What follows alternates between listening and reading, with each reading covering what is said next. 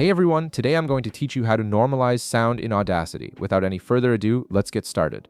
First, open your Audacity app on your PC. Once the application launches, you'll need to select the audio you want to normalize. You can do this in two ways. If you want to normalize just a specific section of your audio, click and drag your mouse over that exact portion. However, if you want to normalize the entire track, simply double-click anywhere on the audio waveform. This will automatically select all the audio in your project, making the process much quicker. With your audio now selected, direct your attention to the top toolbar. Click on the option labeled Effect.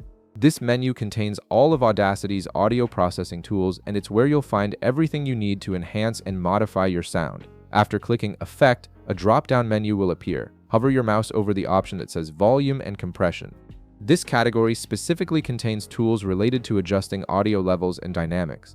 From the sub-menu that appears, select Normalize. This is the tool that will adjust your audio levels to achieve a consistent and professional sound. Once you click on Normalize, a settings window will pop up. Here you'll see an option called Normalize Peak Amplitude. You'll notice it's set to -1.0 dB by default, and you should leave it at this value. This setting is important because it gives you a good amount of headroom and prevents your audio from being pushed right up to 0 dB, which can cause distortion.